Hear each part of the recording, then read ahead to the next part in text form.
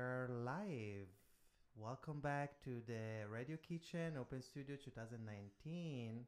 And this morning in my kitchen with me, I have Coral Saudacedo and Diego Palacio. Hello. Hello. How you guys doing today? Good. Thank you. Thanks for having us. Thank you for coming. Also after a really party yesterday night. This one. This one, just one. Choral I playing. was waiting for my reggaeton song Just- that played till 2 a.m. So if you're out there, DJ, remember to always put a reggaeton song for Coral. At least one if you see choral, yeah. Thank you. This is what we need. So how was yesterday at the Open Studio? Actually, well, let's introduce yourself a little bit to our listening. Okay, well, I'm Diego Palacios, and I'm at Studio 413 in the Sculpture Building here at Yale School of Art. I'm from Los Angeles, and I'm a second year. We'll be graduating this year, so like May. And this one. I am Coral Saucedo Lomelí, and I am also in the sculpture department. I'm right across from Diego's studio. I'm from Mexico City. I have been living in the U.S. for like 6 years. Oh, Whoa. wow. Yes. Yeah, the It's other a day my mom told lot. me on the phone, hey, you know how long you've been away from home? Like 6 years. And I was like, oh, that's horrible. And she's like, and it hasn't been that hard. Well, Well, it's that's cute. good. So, yeah, but I'm in the sculpture If you program. listen, Mama. I'm in the sculpture program, and I'm in the studio for 08. Mm-hmm. So, yeah. Okay. Yeah. And so I was yesterday the crowd in the sculpture building. Well, we were here last year, so it seemed a lot like it was last slow. year. It was slow, but the same mix of people. I think friends and family of artists and students. Yeah. Also, people who are looking to apply and maybe come here. And then also, I noticed a bunch of local New Haven artists. No, Local I go to ask- New Haven art. I I love would ask New people, Haven. where are you from? And they're like, oh, I'm from here. It's also horrible when I've Which was done great. the horrible mistake when someone tells me, oh yeah, I'm from New Haven, and I was like, yeah, so do you go to Yale? No. Do you work at Yale? No. It's just New Haven community, you know. You Yeah. take for granted, you just suddenly think that everybody who lives in New Haven is related to Yale, but there was a lot of people who were just having their day visiting open studios, just looking at some art. Yeah, that's what I asked this one artist who was a wood crafts person.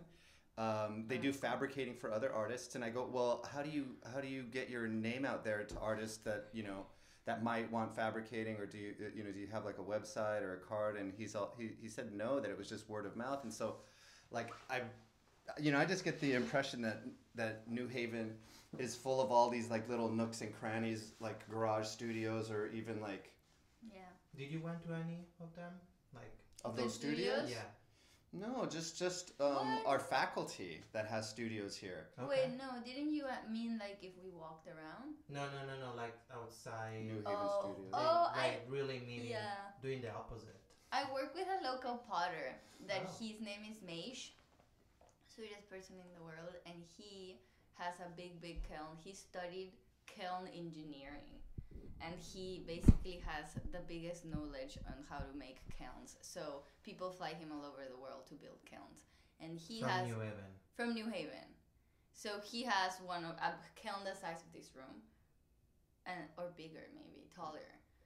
And he lets me fire my stuff there, but he's like a potter that just produces for museum stores, for galleries, collectors, and You've mentioned him before, and Yeah. it sounds like he's kind of the epitome of like somebody from New Haven that understands that Yale isn't all that. Like you go to yeah. He works at the Peabody Museum because he's also an entomologist.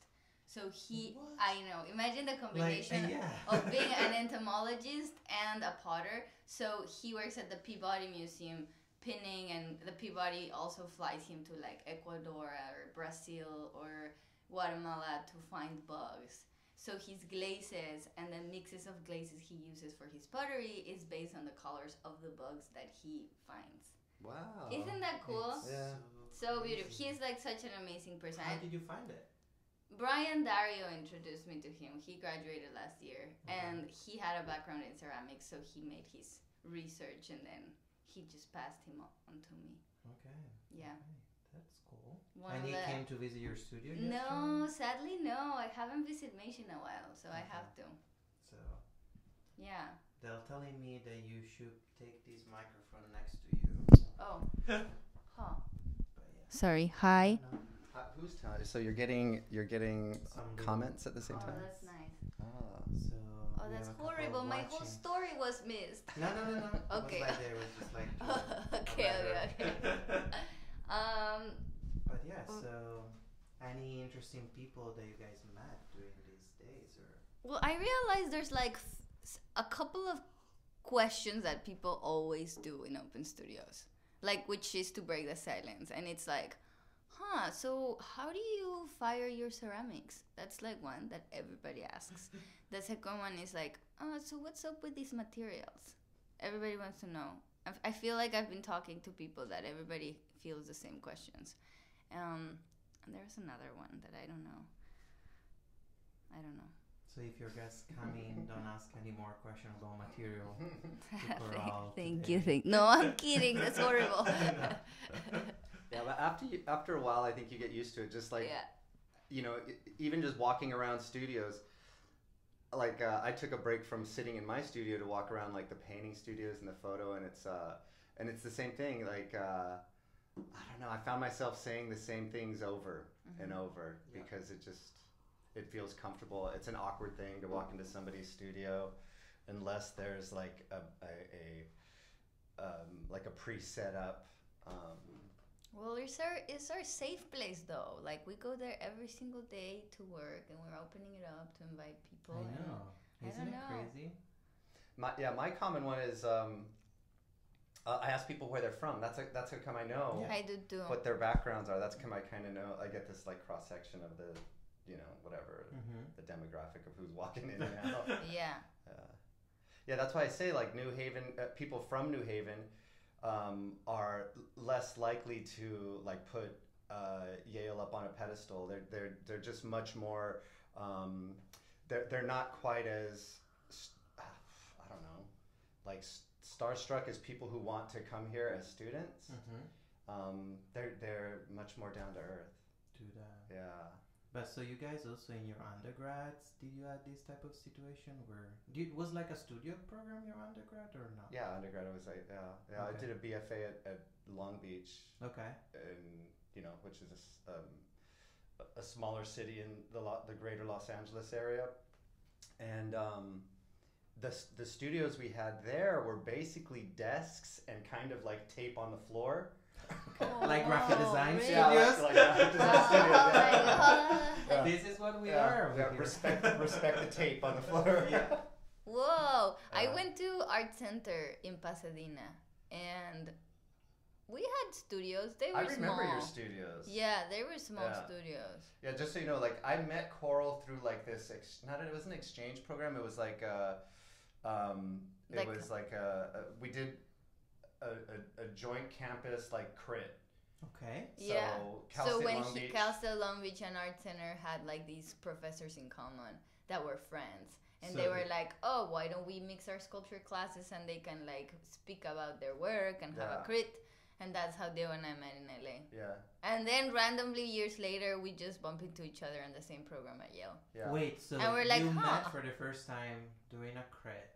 yeah, in Los In Los Angeles. Angeles. yeah. So I saw her work. And then you didn't talk She to saw each my other. work. No, no. It was, You're like, his work kind of sucked, you know. Yeah, exactly. I remember her. Like, I yeah. remember her crit of my work, and it was awesome. And it's this, like she uses these words, and I was like so impressed when she goes, "Oh, it's this very poetic like gesture of like and I was like so happy that this person was saying all this amazing stuff, and now I get to know her. And when she's critting other people's work, oh, it's such a poetic like. So it's the same like tape using yeah, and that using sounds again. familiar. But I meant it though. No, I That know, piece yeah, was yeah. a beauty. I The know. piece he showed was this piece he was like surfing in the border of Mexico and and the United States in Tijuana and San Diego. Yeah, and Coral's piece was this amazing form, cement form that had been tinted a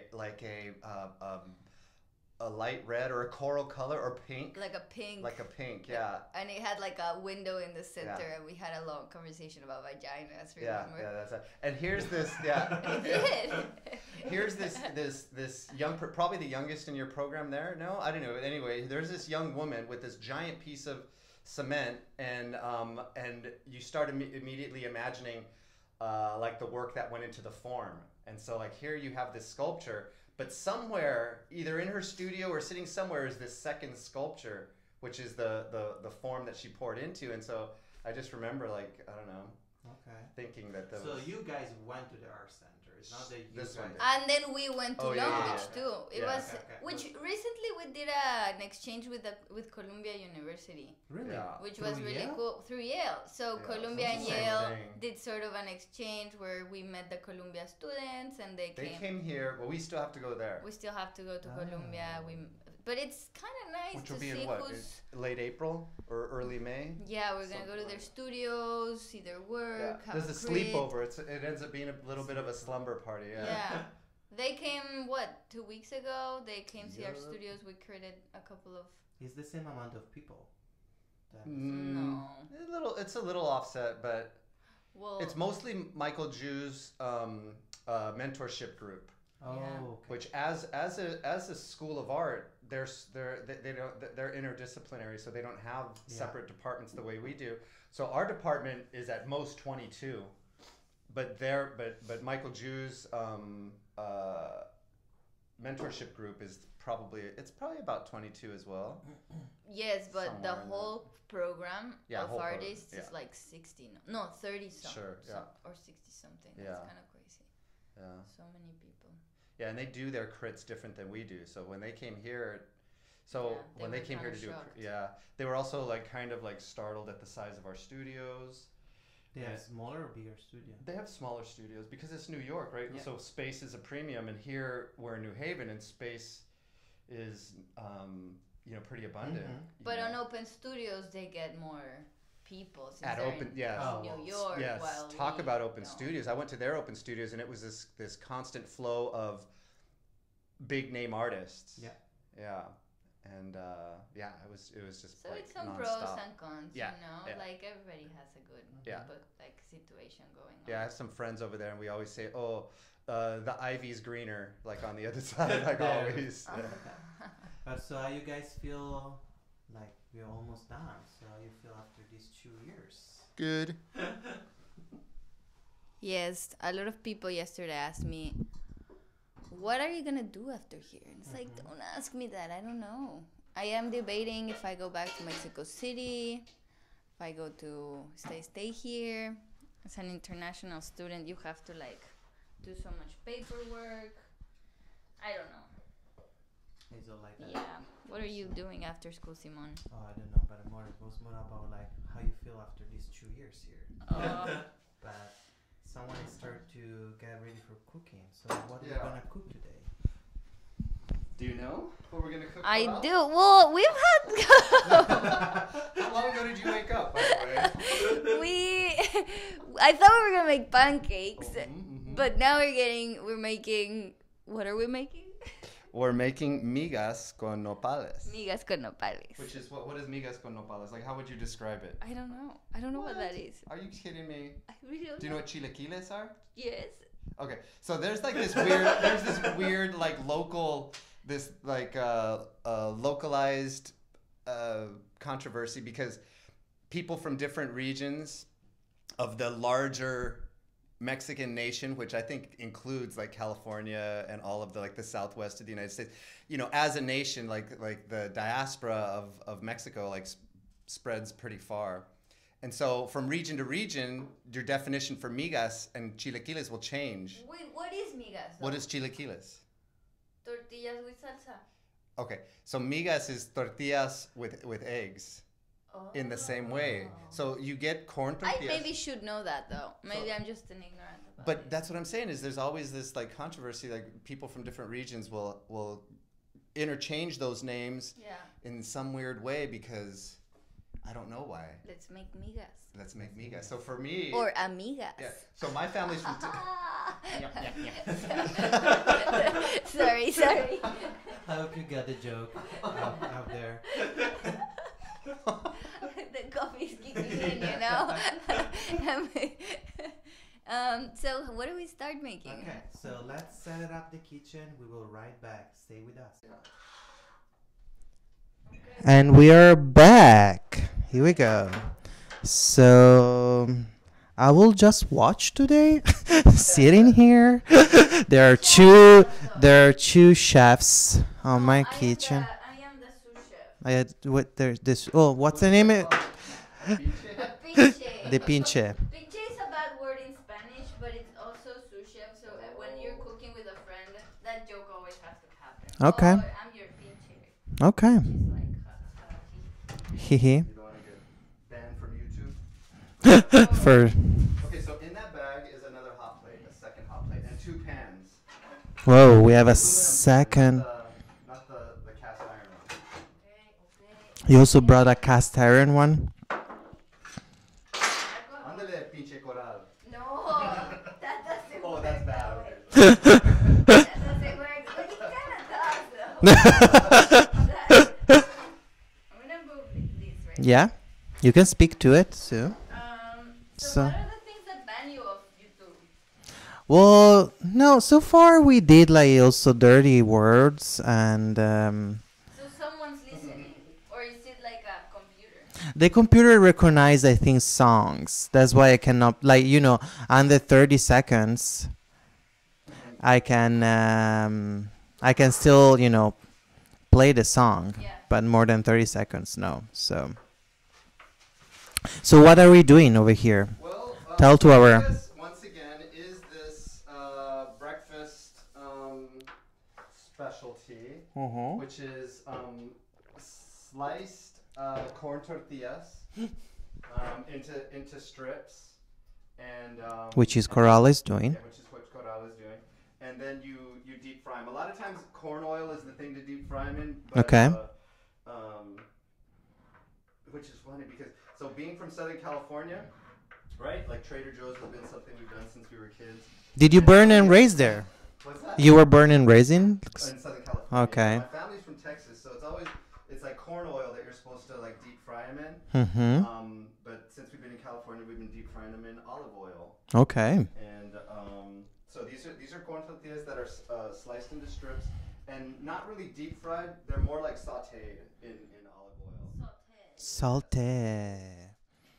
Sounds like a. Yeah. Okay. Okay. You want more of these? Oh yeah, man! How many people we feeding this morning? I mean, it's us, and then we usually put some food outside. Usually there is these angry people, angry for studios and art and food. Yeah. That is the crowd that we need to. Can we talk about how the tamales yesterday at the opening reception Mm-hmm. Sold out. were gone in 15 minutes? I know. think that's that one. So it's school. Yeah, I think it's school didn't help to pay for that. If school is listening. They paid for it, Okay. but they didn't give us enough funding knowing that more people would come. Yeah, that's what I'm saying. Like, they knew there was open studio. But, okay. Marta, if you're allowed out there, we're talking to you. Marta. Marta. Yeah, we want tortillas. We want tamales. I know. There was this giant line. I need to be honest. I cut the line. I know. I know. I cut the line. I got two, and then by the time then I went here eating, and then see, oh, I want another one. It was. Thing hot? It is, isn't it? Interesting. I know, right? It's such an amazing. This electric wok is is revolutionary.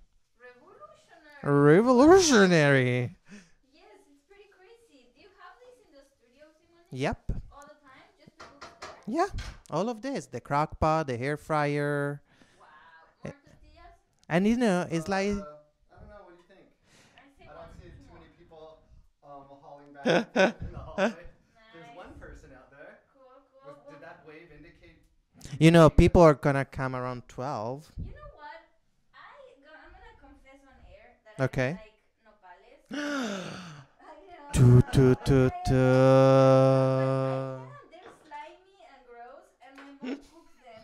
Now that we're in a kind of cooking program, my mom cooks them like on the pan Okay. until they dry, like they're like Crispy? crispy, and like, but they're never crispy enough. You know, No, I no. like them to be like almost burnt, so that slime goes away. Like I think it's disgusting. Well, listen. But I hope your mom is not listening right now she's to not listening. She's 3 hours. She knows She- perfectly. She knows your opinion related to. But no, the thing is, she does it pretty cool. You know, she like kind of puts them on the pan, lets them dry and burn and burn and burn. Put some cheese on them. Okay. They're like these like flat nopales that are almost burnt with no flavor at all. Well, have you and had 'em, cheese? Not Dude, fried?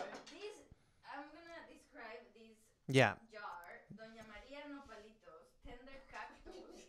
They are floating in their slime. Oh, my God. Take it easy. You're so Mexican. Just if you listen out there. Come get some migas. Yeah. Wow. The tortillas look good though. We're gonna mix them though, right? I don't know. What do you think? Let's. No, let's. Yeah? No, we're not gonna change the recipe because of my picky taste. What else you don't eat usually? Oh, ooh, we're gonna make you for Hours. No, I'm kidding, but the sculpture crew makes fun of me because I really don't like vegetables in general. So No, you've Like, been in doing general? I've been doing good, right? really good recently. So the You've sculpture had at program. least 3 salads this week. Yeah, that's very true. At least. Because we put some delicious purple cheese, and we put some nice nuts and some nice Shout out to balsamic. Trader Joe's again. Mm-hmm. Well, actually, parentheses in Trader Joe's, they've been stealing a lot of stuff, Yeah, a lot making of their own ideas. versions of Yeah. takis. Are you kidding me? Yeah, that's Terrible the last attempt. straw. Terrible attempt. Trader Joe's, if you're listening, So you need- Stop doing it. the takis Stop are stepping not on good. toes. Your takis suck. No, but what we were saying, the sculpture department makes barbecue every Monday Every Monday? after critique. Look at So- you. And yeah, the school gives us some funding for the barbecues. Ah. Yeah, Sometimes we have beans and tortillas. Other times we have tortillas and beans. Sometimes we have tortillas with beans. What are you talking about? I don't know. We use the grill on the Okay. second floor patio. We all hang out there. Sadly, this year was been kind of not the best on them, and it's nice. We get to decompress after critique, chat about what we said, what was said. Mm-hmm. So we grill a lot of veggies. Okay. That is the conclusion. I didn't know. Well, other department, Monday night, let's go to sculpture. Apparently there is a there is like We a will not go unnoticed. We'll be like, who is that person from graphic design Fun. stealing our food? yeah. No, you're welcome. Go ahead. Yeah. Eat as much as you want. And then in the back like Yeah. fuck them like Yeah. Coral and Diego like say that on the hair and now everyone is coming here. No, but it's nice to have people from other departments too. The photo people come by sometimes, no? Well, because they're like there. They're right there. They're Ready? right there. It's crazy. Like there was like not photo people coming to the radio today in these 2 days. Can we just make on what again? There is no photo people coming on the radio. For this Yeah. program. Interesting. Interesting. What was that? Did you put the call out and not make it very many responses? Yeah. Who knows? Oh. Photo Maybe they- people. Yeah, their trigger finger must be really tired if Mhm. taking all those pictures. Yeah. So yeah. So So yeah, migas. So yeah, migas. Migas in the house. What's up with the eggs? When are they gonna be? Oh, we forgot the eggs. We didn't. I thought you were Oh. gonna. No, those are the. So what is usually your breakfast food? I have a smoothie every single morning. Like you make your own that I make smoothie. every day, and it Wait, so you On the air. So healthy, Coral. you just said that you don't eat vegetable, No, but you in a put smoothie, look, listen. So I put kale. listen to this. We have people listening. I put kale, spinach, peanut butter, banana, red berries, hemp seeds, Jeez, chia seeds, come on. ginkgo biloba powder, cacao seeds. No Gi- kidding here. Ginkgo And biloba? And ginkgo biloba and turmeric. And since I blend it and it's Mhm. green and I'm disgusted by seeing it all green, I put beets and it turns red. And it's like drinking a red smoothie instead of a green smoothie. and then you're going to do some yoga too, like. And it's that's drinking there This is How what's do you happening. feel about beets in general? I love beets. Wow. When we first met Coral, Yeah. she hated so many things. She hated Halloween, right? Hated Halloween. First Halloween party, halfway through the party, I love Halloween. It was Well, like this it's not about exclamation Halloween. from the mountaintops. Halloween in the United States is epic. Right? It's true. Well, I mean, no, in Italy it's not. Yeah. Right? Yeah. Mexico's mega lame. Yeah, same. That's what I mean. In Mexico, it's what? Mega lame. We do usually carnivals. Yeah, same. Yeah. We have the Day of the Dead Carnival, which is really nice, but Halloween sucks. Here, what's up with that holiday? But you've been here for 6 years. Why you just the first sculpture party? I guess I've been, I don't know. You didn't win in the Because right crowd. the first year sculpture Front students Street. killed it though. They decorated the sculpture building like a haunted house. Wasn't it amazing? Yeah, there was a lot of They effort got put all into these it, yeah. Amazon boxes, put them on the second floor, built this whole set. Yeah. The theme was something along the lines of the horrors of capitalism or something like that. Yeah. And They it was carved truly pumpkins with horrifying. Mark's faces. How amazing is that? And what's happened with this Halloween party? The This- fire department. Yeah, the fire department shut them down because it was a fire trap. To have too many boxes in one Too many room. boxes. Yeah, people needed to escape a fire. They would have run into a bigger fire. Do you want me to throw this egg in there? No, not yet. Don't you want it to So that's what I'm thinking is maybe we put them in a bowl and use this and kind of. So you can go ahead and start cracking them into there. Or do you want to use this bowl? Hold on. Never mind. Never mind. And There is something I can do. I'm just watching right now. Okay, so right now we're frying the nopales, and so that, like what I described earlier, the nopales come pickled in a jar. So it's young cactus pads before before the spines start to form, and those are sliced into thinner strips and then pickled, put in a jar and sold in a store. And so we buy those. And so we buy those. I like it. And bring them to our kitchen and open the jar. And then pour them into a frying pan with olive oil until they kind of have, I don't know, whatever. So it's whatever your personal preference is for the texture. Coral says she doesn't like them slimy, so we're going to try to crispy them up a little bit. The same thing happens to the migas. The migas are in a separate pan. Those are also sauteed with olive oil until they're kind of like at whatever your preference is for texture on those, which ranges anywhere between kind of soft, sauteed in oil tortillas, or like tortilla chips. So they can be crispy, or they can be somewhat soft. Once you add the eggs, everything tends to kind of soften up quite a bit. So there's this. Which does this. Oh, I have the mixer if you want to. There's It's an over there. electric Yeah, yeah. mixer? Oh, you didn't see this, Coral? what is this one? Wow. Yep. Pretty cool. I know it's an Amazon $10. Oh wow. And there is also the grinder down there. Where's the grinder? Is that coffee grinder? No, it's for the spices. It's really good. It's I think it's one of my best Amazon. What do you use for the spices? How do you use this? It's an Yeah, you put the same hat there and then. Wait a second. Are we gonna set off the fire alarm? No. Why? Because of the smoke? Again, wasn't us yesterday. Was the drama department that Oh, that's good to Oh, that's know. the. that That's what I happened. think the word should be out that wasn't us. That's the drama. So so how you guys feel with the food scene in LA? I mean, you guys both like live there for a while Well, and obviously there's fresher fruits and vegetables, but Obviously. here, yeah, here there's much better bread and like I don't know what it is, but like the pizza crust is better, the pasta seems a little bit better, the rolls, all the bread is much better here, and here yeah, in New Haven or in here in the northeast, yeah, all of New England, the Yeah. bread is amazing, especially yeah compared to LA. We have really good sourdough, but that's about it.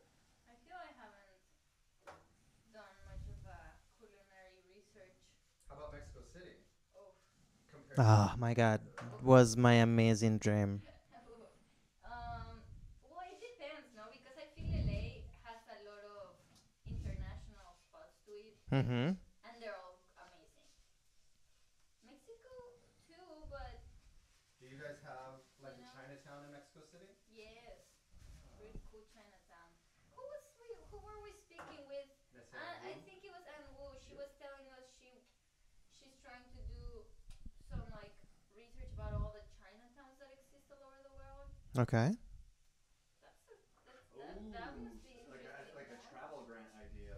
I hate to Ooh, don't put her throw on it Front out Street. there. She doesn't But really. wouldn't I that be think amazing? the applications went out Now, a month ago. The deadline. like No, but I think that's pretty cool. And Mexico City has a Chinatown. Yeah, I think like yeah, I think every city every city. has their What own. about Bologna? Uh, doesn't have it, but Milan has it. Bologna Uh, doesn't have a Chinatown? I don't think Does so. this meet your standards or more crispy? Dude, no, it's never gonna meet my standards. You should just do your thing. All right. Yeah, because Yeah. you need to leave the So we locales. can have it separate. Right now they're frying No, separate. no, dude.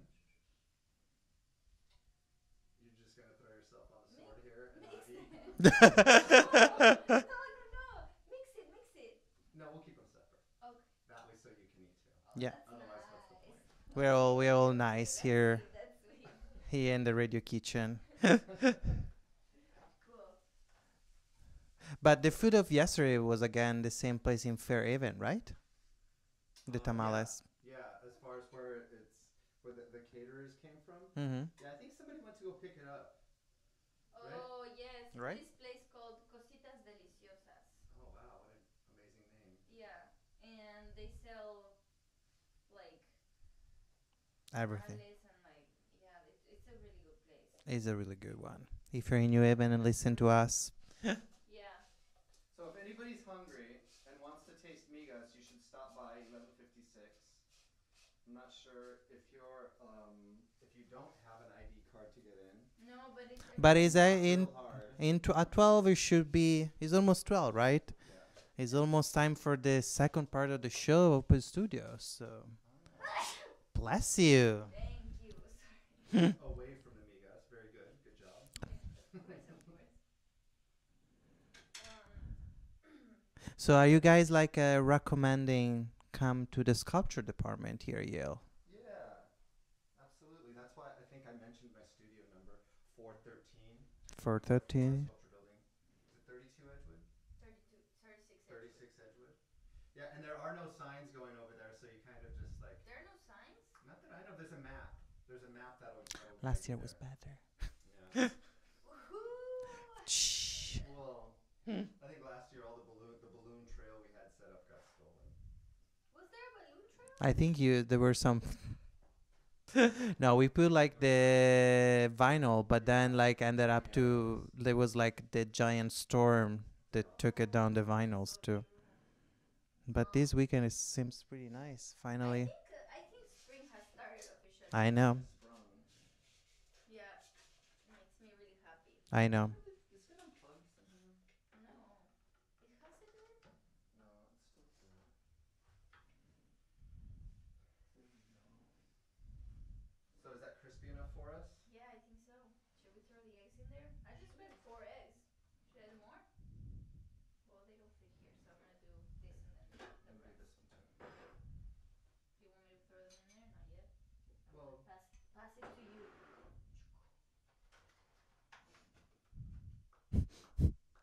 One more. What else? What else can we chat about? Uh, We can just, you guys say that you always cooking together. Well, Diego has a kitchen set up in his studio, oh yeah. just like this one. How is the Yeah. kitchen set up? Similar to this, it's the grate that's over the heaters in all of the studios. Yeah. Before. So it's just a piece of plywood set on top of that. So it's kind of like it's like a knee-high kitchen. Practically, it's horrible, but for the purposes of a studio, it's perfect. So I Okay. have a little tiny mini fridge. I have a hot plate. I have a dish rack, and I have a cart, a red cart that's got that's at standard height, and that's where I do all the food prep, you know. Okay. But it's always the same. I don't know. I mean, like. But you kind of killed it though. You do your. Diego introduced me to the what is it? A rotisserie chicken. Oh. The best deal. Yeah, that's not cooking though, but it does get. What is it? Really. But can you tell me? Well, How it's do you the say best it deal. is? It's the best deal in the United States. What is the best deal in the United States? You go into any supermarket Okay. and you buy the rotisserie chickens, and at certain markets, some chickens are better than others, but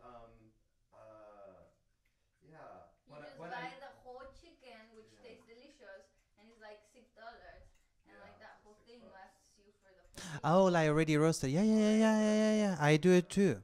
And you it's for a week, and you do a prep. For a week. Yep, that's the deal. That is the deal. Yeah. And it's already made it, like. Uh-huh. Yeah. Yeah, and I don't even eat that much meat, but when I do, that's the route. I know. In New York, I used to do that a lot. Here, Yeah. because Trader Joe, I'm doing grocery in Trader Joe's. So in New York, they have that same deal? Yeah. Because I've noticed New York is much more expensive, and sometimes they'll like forego deals like that. But if No. it's across the country, that amazing rotisserie. It's $6 like deal. $7 Yeah. in the store next for a whole chicken, Yeah. roasted, and then you just like yeah. Oh look, those look really good now. Yeah, they are ready to be Yeah. egg. Should we add a little bit more Salt? Yeah. Should we? Yeah. Everybody quiet so the salt can. So the salt. What is it called? SMR. Yeah. Okay, that's it. Did I put too much? It was for the sound. Yeah, it was for This was for the sound. Yeah. Just for the radio sound. Like we want just to make sure that you guys listen to us. Good, huh? Really good. Can I use these? Yeah, I mean, Oh, they're more decoration, huh? yeah, but you can use it. There's kitchen towels on the wall to make it look more A kitchen. homey. Yeah. Yeah. Like this space is still like at these weird like radio station booths, That's but right, also a huh? kitchen. What is this space? Well, it used to be Sam's space. Which was a gallery space to show Whatever you want to. whatever you wanted to. You mean Yeah. you didn't use it as an office? Well, at the time you go to the website that you were just renting, and he was giving you the key, and you will do whatever you want to over here. So usually graphic designers use a lot. Like there was a barber 3 years ago here. We had a massage section. Dude, like the massage was Yeah, a great. Nilas brought that, right? yeah. I missed it. The 10 minutes massage. And then there was like a band to play here. So, yeah. And then when the kitchen radio goes away, what comes in? I think I need to bring it back Harry AM's office here. Oh, it's Aham's office. I mean, it's like a place that he's using it. Yeah. I don't know how Yeah. he I've never will. seen it used as an office. I've always seen it used as like some kind of video installation Yeah. and multiple other types of Yeah. usually installations. Yeah. Okay, so I'm gonna add eggs. We are adding eggs. Yeah. Let's take this sound. Okay, ready? How many eggs were in this one, Carl? 4 Alright, 4 in this one and 4 in this. more. Okay. And you know what I like about this wok is that it's not too hot. No. I think he's like control. Like there is like a way that he control itself that cannot burn stuff. Like yeah, it's a really good one, and I got it in Craigslist for free. I love how you are promoting every place you get your stuff from. That's amazing. Like Craigslist for free. There was like all these students.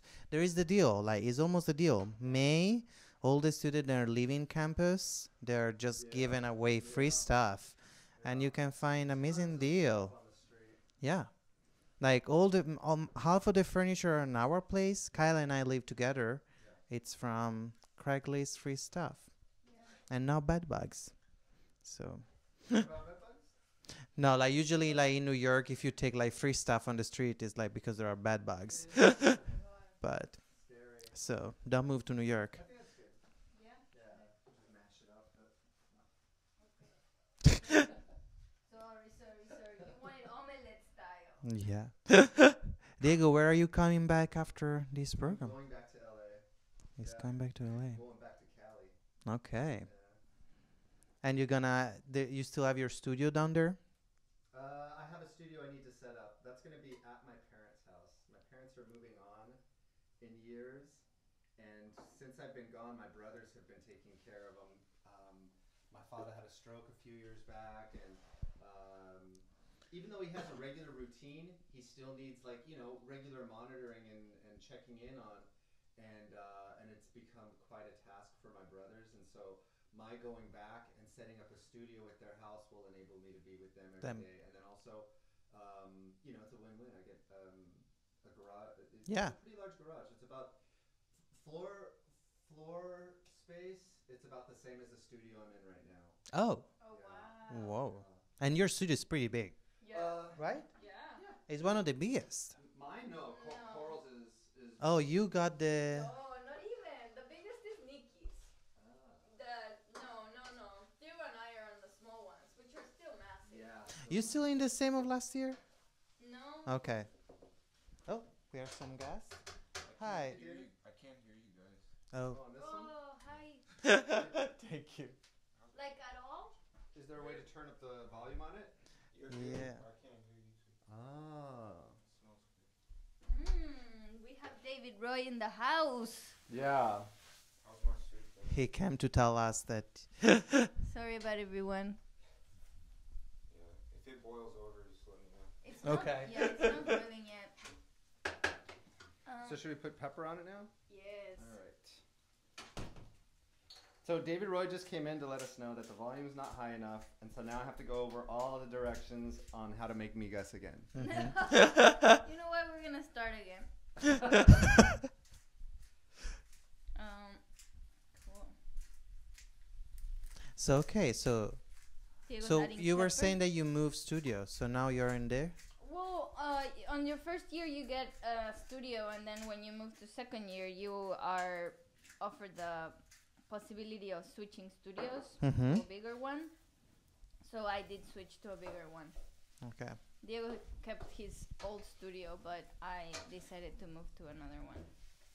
And yeah, it is bigger. It's Yeah. nice. So the space that I'll be moving to in LA is about the size of the studio that I'm in right now, Mm-hmm. and we're looking at about maybe, I don't know, like 220 square feet or something like that. Wow.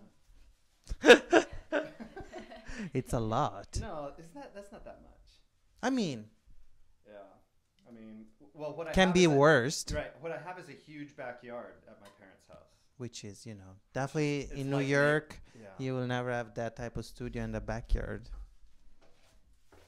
Yeah.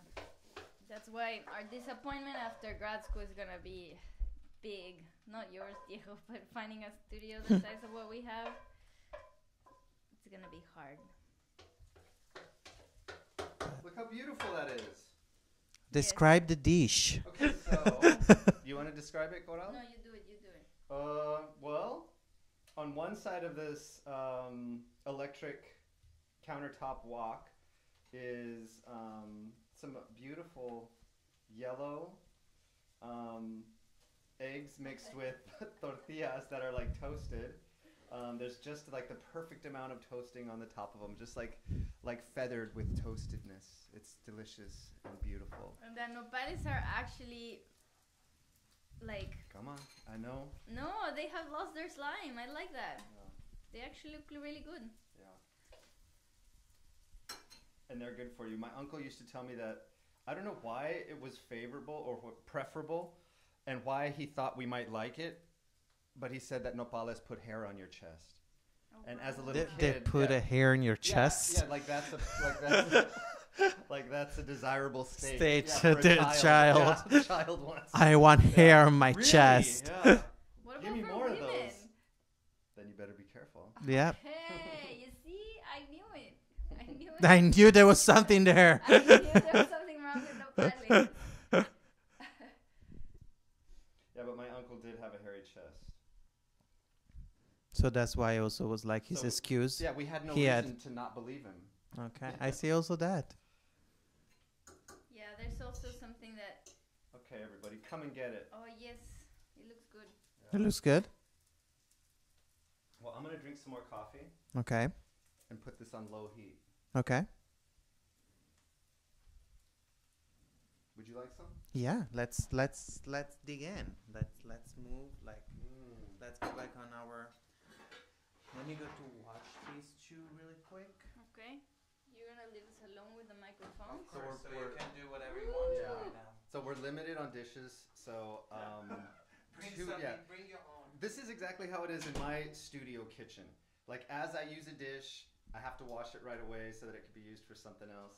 And I really do like hosting people. Is that not right, Coral? Yeah, he does it really cool. And so sometimes people will be walking by, or if there's no one in my studio, I'll like poke my head out the window and out the door, and I'll see Waiting for who's walking someone by. to walk in the hallway Yeah. to offer them food. Yeah, like a trapdoor spider. And there's always one or two takers. There's always a taker. Yeah. Good. Really good. Okay, so the nopales just naturally have this tanginess to them. What's tanginess? The Kind of like- tanginess. Kind of like lime, right? Like a citrusy. Oh my god, they're delicious. Mm-hmm. These nopales are not nopales. Mm-hmm. Mm-hmm. Oof. But they're pickled, I think. It's because they're pickled. Yeah. Oof, they're so good. Your mom. you like it? They're delicious. I'm glad that this This is, show yeah, changed. oh my the god, we have entire- like, proof now that 'Cause- Coral. okay. These are not just nopales. They have onion, Cebolla? cilantro, serrano peppers, iodized salt. They are floating on vinegar. I thought they were floating on their slime. Delicious, right? So when So, your mom makes them, Coral's she makes them mom, raw? you always No, did it no. wrong so far. In Mexico, you buy the nopales from the market, and they are basically a cactus. Same here in the U.S. A cactus that has been removed. Their spines have been cut off with a knife. That's Yeah. it. They're not floating in this delicious. Yeah. So the ones Juice. you're talking about are actual produce. This is like a canned product. You bought those from Trader Joe's? No, this is from Stop and Shop. Oh. Shout out to Stop and Shop. Stop and shop. Yeah, Stop and Shop. Where you get all We your. should get some sponsorship over here. I know, right? Yeah. Does Craigslist sponsor people? Just Get to a make gift sure. card, yeah. Gift cards. A gift card for marijuana and hand jobs. Oh, sorry. Is that how we're ending our program? No, we eat and then we finish the talk. Okay. I'm just thinking So- he said marijuana and hot jobs. How you were like, we're checking if we got banned from. Yeah. Wow. Yum. Thank you. I want Enjoy. nopales. A lot of them. No, please. I didn't make enough for you because you said you didn't like them. No, come on. Help yourself. Nice. No, you were doing this very well. I don't think there's gonna be enough for the public, No, there's plenty. We just have to sit in the hallway and wait. but no nopales for the public though. Are we on hold right now? We're still on air. Okay. I'm just like. Nice. You got your plate? Yeah, no, Yeah. Yeah. Let's see. More nopales in.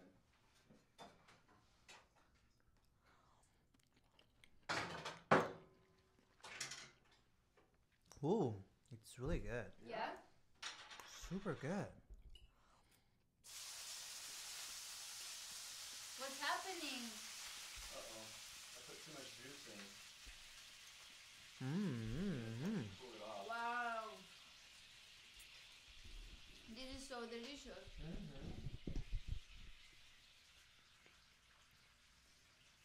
Well, these nopales are definitely a different story. You like, huh? So much. So much. So Donna Maria is a good brand. Yeah. Donna Maria. That was the Italian version. Yeah. So there's no way I could ever be like a commercial chef. The best I could do is cook like according like by line of sight. That's why I need like a little cooking space. If my kitchen is too big, I'll be running around too much. But so I'm like an expert at cooking for, I would say, 3 people max. Once it starts getting like the crowd starts getting bigger. Yeah. 3 people maximum is your maximum? Well, see how right now the eggs are like perfectly crispy, and Right now? and the nopales are like perfectly This is perfect. sautéed. I love it. Yeah, it's yeah, it's really good. Yeah, because it's just enough space for me to like monitor effectively. Mm. The ratio. Mhm. People, food. So what are you guys gonna do today? Anything else happening? Well, I'm gonna open my studio for open studios, but I think I'm gonna walk around a lot more than I did yesterday. I still want to check out more photo studios and graphic design. Same. I feel. Do you have a lot of going on? It's the kitchen, and then Emma Okay. and Kai have their shop, which that's pretty neat. But The shop, and then it's gonna be a performance today too. Oh, really? From who? Gino and Kyla In Mo- graphic design? in Graphic Design Atrium. I think around 3 p.m. Okay. That is the time of the performance. And then, yeah. And then we're gonna be around, so come to check it out.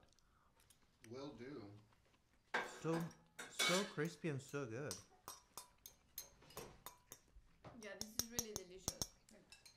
Thank you guys. How we doing on time? We're super good. So let's see. What else did I? Oh, I know what I wanted to talk about. Okay. I wanted to talk about God's love and what it must be like if God really does exist, and how much He loves His subjects. Is that the right term? His subjects? His creations, us human beings. And so like I was driving around this morning and I saw this guy. He was taking a selfie of himself He already told me in this front story. of a church sign. You know, like the marquees in front of churches that say, you know, what time mass is or what times their services are. He was taking a selfie of himself in front of those, and he was by himself. There was like nobody else around. And I thought to myself, like, oh, that's so cute. And like most of the time I find myself like saying that only for like dogs. And just so that, you know, like if I see a dog, they don't even have to be doing anything particularly cute. It's just I love dogs that much. And so I'm thinking that must be like how much God loves us, His subjects, about as much as I love dogs, which is a lot. Like I will do anything for a dog. Right now. So do you have a dog? I do have a dog. Great Here? name, changing Sammy. yourself. Yeah. So should we talk about your dog? We could talk about my dog, but I just want people to realize, like, if you ever hear me say "aw," it's because you've struck me in a way that only a dog could. Good. So that's a Okay. good thing. So people listening, Aw. we'll see how that goes. Yeah. Yeah. I don't want to control the dogs. I just enjoy. seeing them live life. You know. So they make mistakes. You know, they make mistakes sometimes. Sometimes they make right choices. Sometimes they make wrong choices. But in the end, they all get a aw. Oh. I'm not a very big dog fan. Yeah. I'm sorry. Yeah. I'm She didn't used to like Halloween either, or Nopales. So give her time. You don't like a lot of things. Yeah, she may end up loving dogs in the long run. We'll see. Life is long. So what do you like? Do you like cats? No, like the whole pet situation. Like pet situation is not. We've had this discussion. Dude, I love life. I love life. She's of the thought. She's of the thought that like, why should animals matter more than people? Which is a valid argument. No, I don't say that. I don't say that in the air. It's okay. You can. No. So you like people? She hates people as much as she hates dogs. Just kidding. It's okay. Horrible. So Ben is lucky like now to at least one human being. I care about it. No. I want to grab more eggs. You know. No, but it's an interesting subject matter. If I don't like people neither. Like some people are really suck. So, and it's okay. And but where is your dog? My dog is at my parents' house in San Gabriel, California, because at my parents' house in San Gabriel, California, If your neighbor listen to us, shout out to San Gabriel. There's two other dogs which are amazing companions for my little Sammy, and so for me to pull Sammy away from Sammy is the name. Sammy, little Sammy, he's the best. Yeah.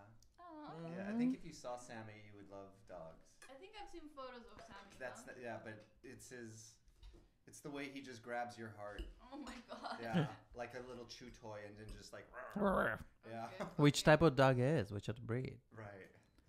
He is a Jack Russell Terrier, Okay. short-legged Jack Russell Terrier, and so you know how they say like, dogs look like their owners. Mm-hmm. Yeah, him It's and like I, you. Yeah, we just Aw. a perfect little match. Yeah. So. It sounds like also like a Tinder profile picture right Yeah, now. totally. Like holding your dogs that looks like the same of you. No, my life is a Tinder profile. Files. Undocumented. It goes unrecorded. And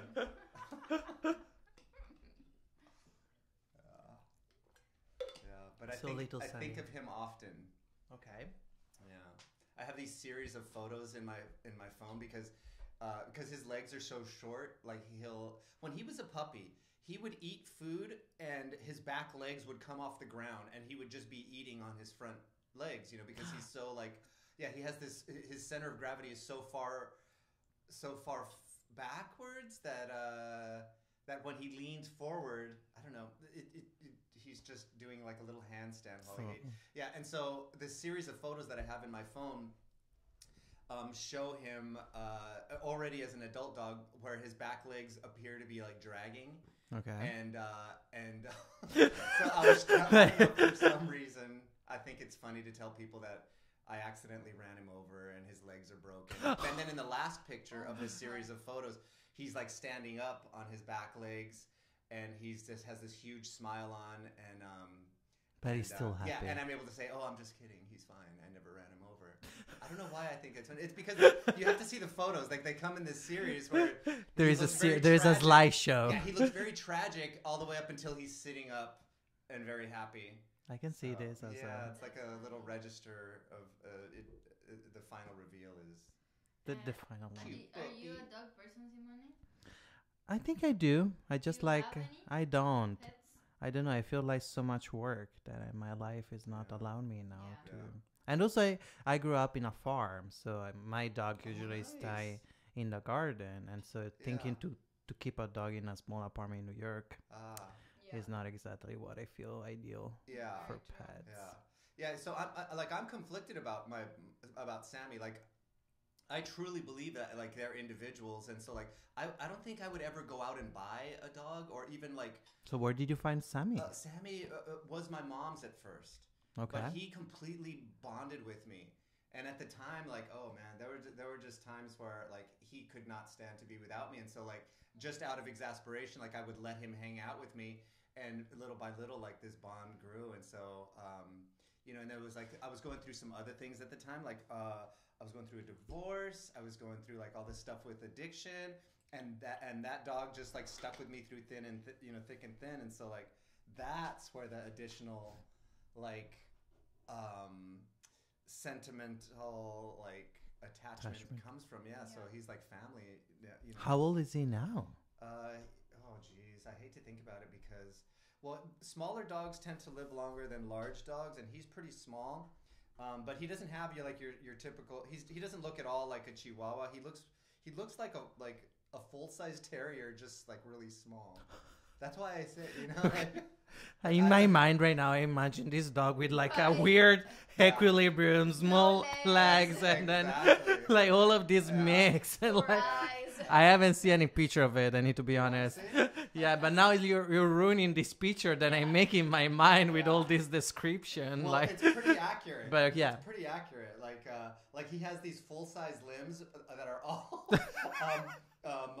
just like proportionate, but just in this like tiny package. Yeah, that's why I say dogs look like their owners, because I feel like that's the same for me. You're in a like, tiny like package. Yeah, I'm like a full size hominid, adult man, just like shrunk down. A tiny package. Now I imagine like wrapping you in paper and But yeah, so Coral, you don't like a lot of things. No, I feel like now that I hear Diego talking about his dog, it's really sweet. And also, I feel that, but the thing is, I feel in Mexico, just like there's so many street dogs, there's so many that they're just like rats, I'm not kidding. Rats are good crazy, too. but like, I'm just saying that like dogs in the city, just a street dog, is just like, there's even this myth that there's taco stands that are made out of dog meat, which like I don't know. Okay, I'll shut up.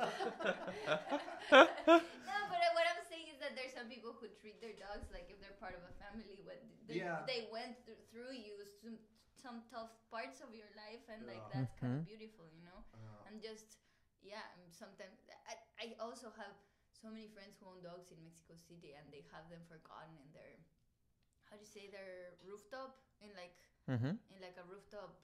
Yeah, a rooftop yard. Yeah. They're just there, locked all day, and like maybe on the weekends you want to go play with the dog, and then you go up to the rooftop yard and like take it out for a walk, and it's kind of like a very sad, depressing situation, Yeah. So I don't know, I kind of love that I realize that in the US a lot of people just like love their pets, and that's really cool. Yeah.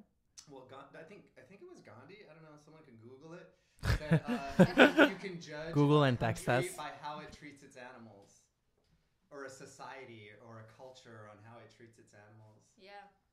And sometimes it's just sometimes one is too caught up with like the necessities of survival.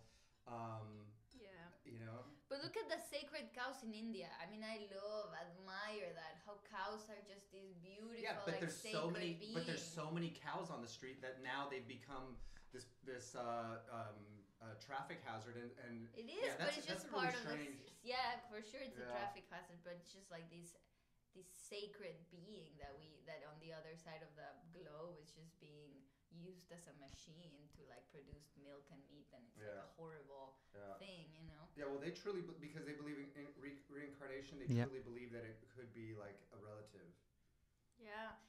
The other day, what was it, like a month ago maybe, I was walking through, coming back to here to the building, and like a couple of blocks away from here was this group of people who were protesters talking about animal cruelty, and they were wearing masks. Oh yeah. Like, did you see that? I saw it. Vendetta masks. They were all called like Anonymous or something, holding these.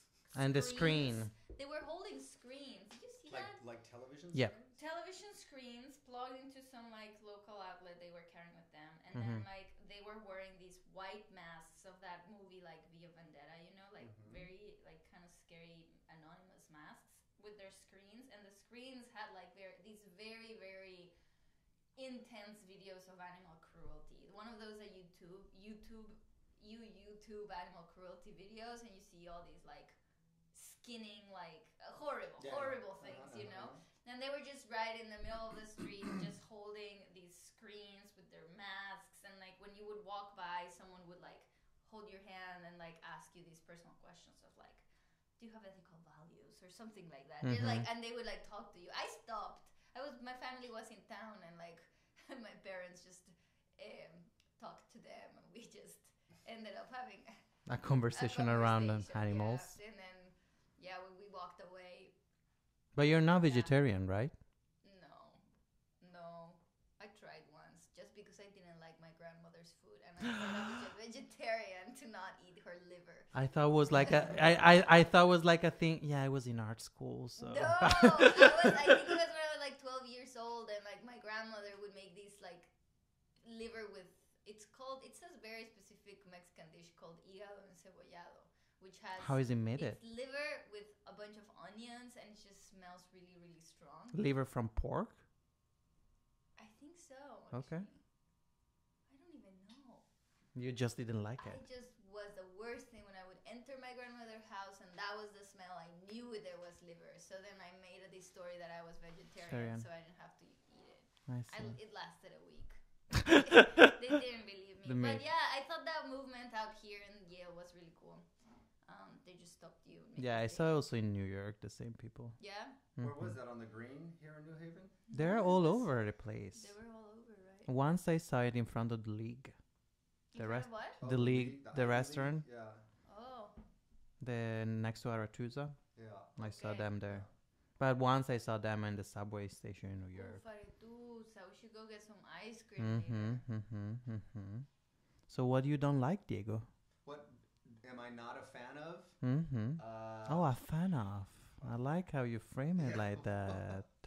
Yeah, because I wouldn't say that there's anything that I really hate. There's Well, but just things that I'm not a fan of. Okay, what you are not a Things that fan I'm of? not a fan of. Hyper-competitive capitalism. Wow! If you listen to us out there. Yeah, I've been watching The Sopranos, and I gotta say, I'm not a fan of sociopaths. Although for some reason I thought I always thought I would make a good one, but A good sociopath. yeah, but it turns out, that I wouldn't.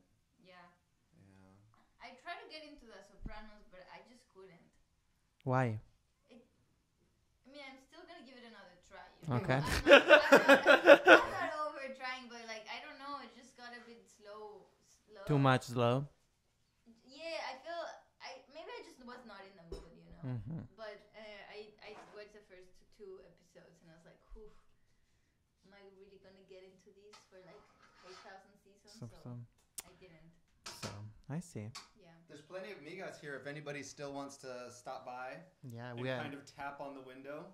Rosa is chatting with us and saying yummy, so maybe she's stopping by. She will. Nice. The nopales are amazing. Yeah. It's like so many new things for Coral after these 2 years here. Discovering So many things. Yeah, really good. Yeah. So So what? Coral, myself, Carrie and Fredo, who are also over in the sculpture department, have kind of formed like this little like adventure crew, and we've been able to introduce Coral to a bunch of stuff, but only through the lens of our friendship. And so Halloween was one of them, and we were talking with Carrie the other day, and there was some other ones too. Do you remember? I don't. I don't. I now she likes everything, so it's like oh yeah, my past life, you know. Completely. I really don't remember though. Let's see. Did you not like lobster? No. And then we had lobster Oh, Carrie is from from Massachusetts. a place called- Massachusetts. Her brother is a lobster fisherman. Mhm. Is that how you say it? Yeah, lobsterman. Lobsterman, and they invited us up to eat some freshly fished lobsters. It was Susie. amazing. Oof, I think we have We have some people We on have the some- window. some Oh, she Nice. Yeah, so we went to Carrie's parents' house, Carrie's childhood home, and for me, like I'm from Southern California, and I had never been up here to New England, and this was like the quintessential like New England experience. You're on If you the listen out water. there, Yeah, you're on the water. Yeah.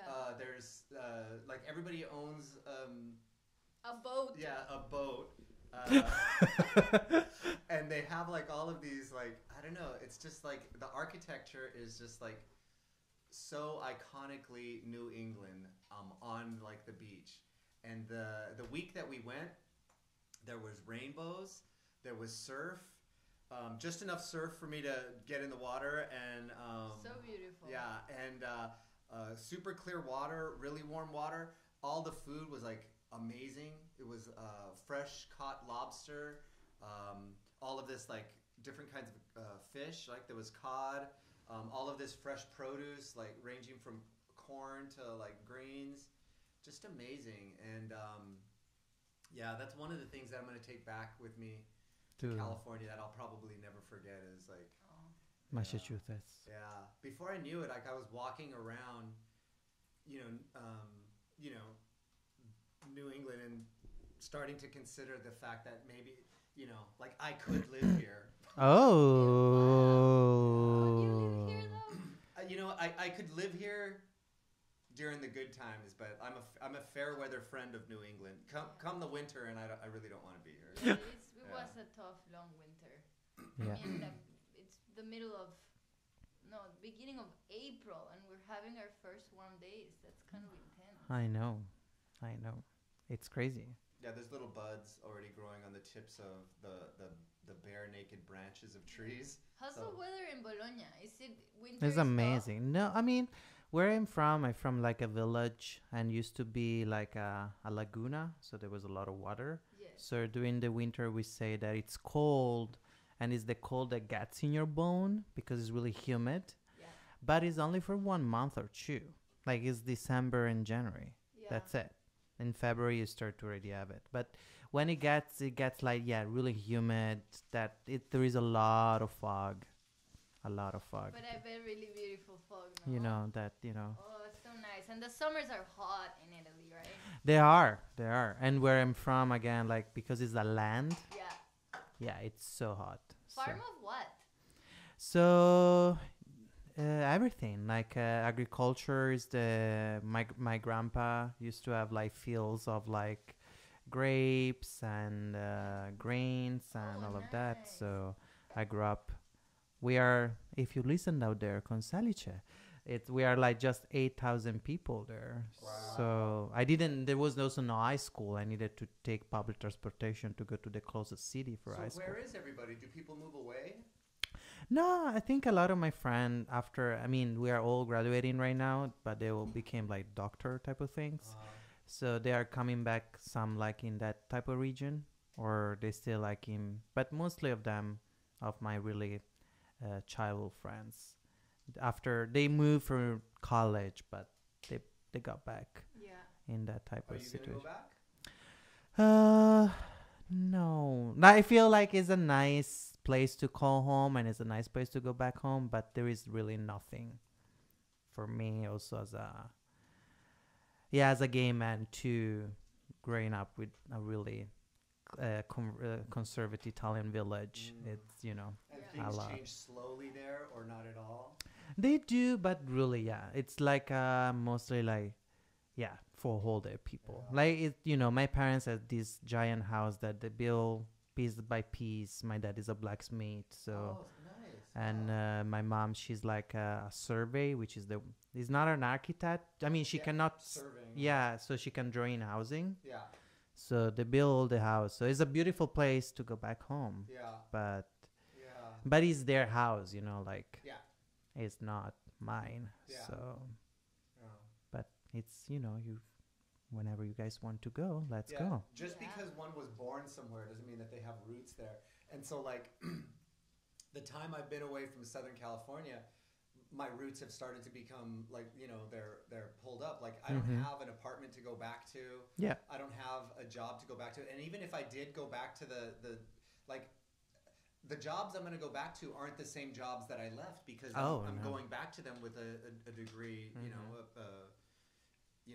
this Master in Fine Arts from Yale, which puts me looking for work that I've never looked for before. So it's this completely different, realm. And for me, like, I don't know. It's a game change. I mean, before coming here, I was a waiter in New York, so hopefully it's gonna change that. Yeah. I feel going back to Mexico City is, I mean, like you're saying, going back to Bologna, to where you grew up, it's not like an option because it's a small town. And like, I kind of wish I had the same feeling of like that home is not the place to go, so I like for myself to like keep looking somewhere else. But like Mexico City seems a place to go, so I could totally go back and like. But weirdly, I have this inner feeling that it would be like kind of giving steps back, whatever that means. It's not actually true, but it's just like a thing I have in my head of like. Yeah, I feel also the place where you're growing up in the 20s, like you've been here in almost 6 years, so. There is a lot of like friends or connection or like networks. You're saying that all your friends are doctors, like mine are also like on economy, finance, doctors. So yeah, it's like we've all taken different paths, different routes. But they've all stayed in Mexico. Yeah, a lot of them. Yeah, which means most of them. Yeah. Yeah. So. Let's see where life takes us. I know, right? Well, we met at Yale, so who knows where we're gonna meet again. I'm gonna take you up on the visit to Bologna, though. I know. I'm gonna go visit you. Yeah. Also to Southern California. To visit me? To visit you. Well, yeah. How you feel like that? You guys, in a couple months, it's gonna change. It's kind of crazy. Once you become like an expert in a place. You go back to like you have to leave it and then become a rookie in the next place you go to, like whatever happens here. I just feel like I walk through New Haven like very comfortable now. After 2 years, it just feels like it started to feel right. Like it feels right, but it took probably like a year and a half to start making it feel right, and then whatever happens next is gonna start from scratch again and then start to make that place feel more comfortable. And then in 2 years when I start feeling comfortable there, like I jump to the next place, which is kind of crazy. Yeah, but so you spent like, since you've been going to college, like you spent 4 years in Southern California, or 3 years? 4 years? Yeah. And now you spent 2 years here in New England. At some point in your life, because sometimes I take it for granted, like, because Coral and I hang out all the time, and I take it for granted like how wide our like age differences. Like I'm 48. And so at some point you're gonna live somewhere for like 10 years. Yeah. You know what I mean? And so like living somewhere for 4 years or living somewhere for 2 years is just barely enough time to get to know somewhere. That's true. And yeah, so like I don't know. Listen to the wise man. Yeah, you got your whole life in front of you, unfolding in front of you. I'm really excited for you. Yeah, yeah. For me, I kind of know like what I'm gonna like. I pretty much feel like I know. Look, best case scenario, like I'll be in LA until my parents,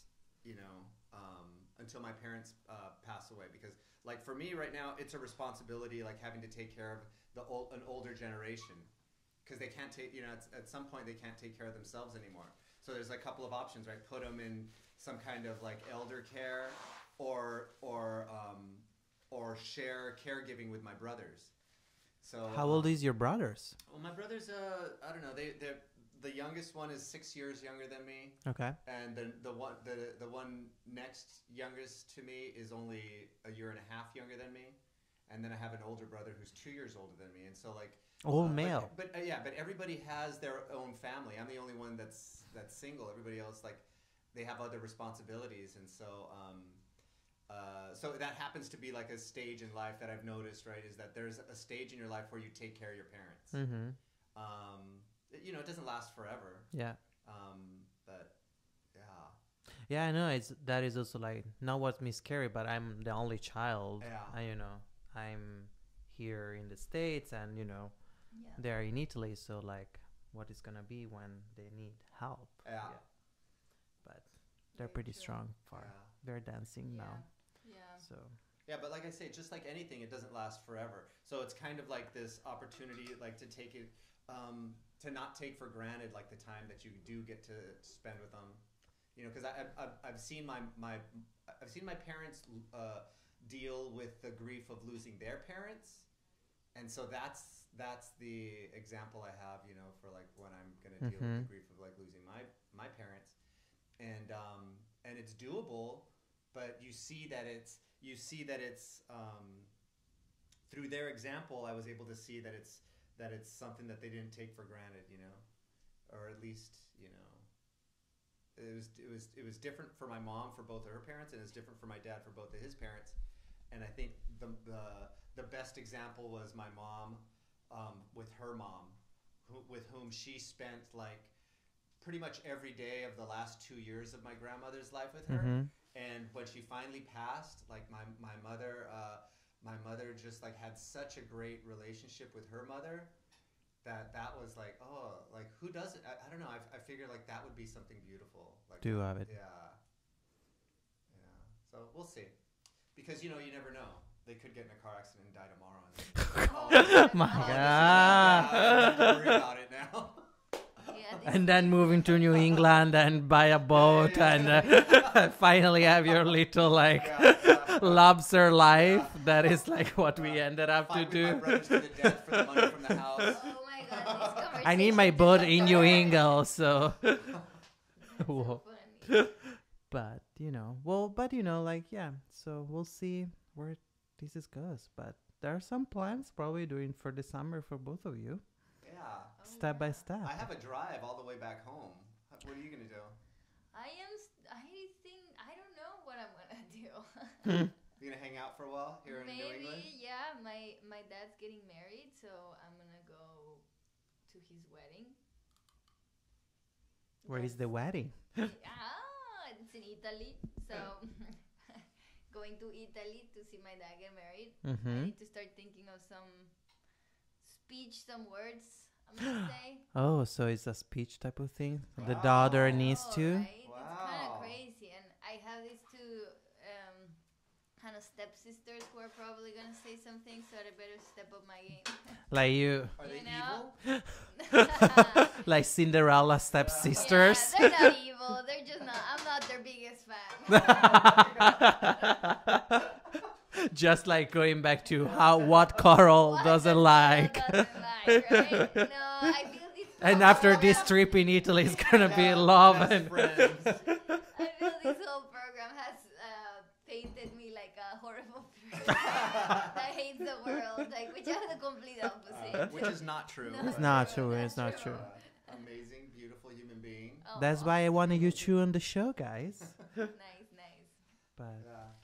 So sad no one came to pick up any food. Yeah, there's still food here. yeah, we Eggs can are put gonna get cold. it like outside. in a Yesterday, little- somebody was walking around with samples. Yeah, they were like a sample. The avocado soup Yeah. became a sample thing, so we can just put it like in little plates and put it around. Actually, Coral, give me a hag. Yeah, I'll give you some more. You want some more nopales? Yes, I so do they good. eat nopales in Italy? No, we don't. But I know you guys have nopales. They were We- imported along with tomatoes. I know, And but so many other things. you know, the colonial time you're talking Yeah, about. Exactly. Yeah. The moment that we arrived here and we thought, oh, I'm not bitter at all. no, I can see that. But no, we don't. Which is, I mean, my grandma, my father is from the south, so my grandma in the south, yeah, they still have it like a lot of cactus, and also we call it fichidindia. For eating? No, the fruits. The tunas. Yeah. Mhm. Oh, interesting. Yeah, I've seen photos of Italy with agave plants growing on the sides of cliff, which is the plant for like tequila. Yeah. So I know a lot of stuff is like transferred over to that amazing Mediterranean climate. You know. So all those plants were transferred to? Yeah. But they were important to Italy, or they are from the plates? No, they're from Mexico. They're from the New World, and during colonial times, a lot of stuff got shifted back. Like tomato. Yeah. Wow. Talking about colonial times. Talking about how Maui talking about and Chester did a mess. No, I'm just gonna share. I think that this could be an interesting conversation to have here and here. But like the president of Mexico just sent a week ago. He sent a letter to the king of Spain. Wow, there's still a king of Spain. Mm-hmm. Yeah, of course. So he sent a letter to the king of Spain saying that they should apologize for the conquest, for the times that happened in the conquest. And I don't know. I think it's kind of insane. It sounds complicated. It sounds complicated. The king of Spain decided not to. Yeah. He just very politely just said like, "What the fuck, bro? This happened 500 years ago. Like, what do we have to do with it, you know?" But it's like interesting debate that has been going on between the two countries, and like if it was a good thing or what was that letter about, you know? To the king of the king of Spain and also the Pope, to both of them. Well, you know, the Pope is like a new. Yeah. It's kind of crazy, no? Well, I mean, you can't escape the importance of something like an apology or making an amends. Otherwise, none of us would apologize or Making amends. Yeah, and so like just like individuals benefit from it, I think whole civilizations and whole cultures can benefit from like these public amends. You know. Mm-hmm. He's helping, you know, grow the new generation. Yeah. You know. Yeah.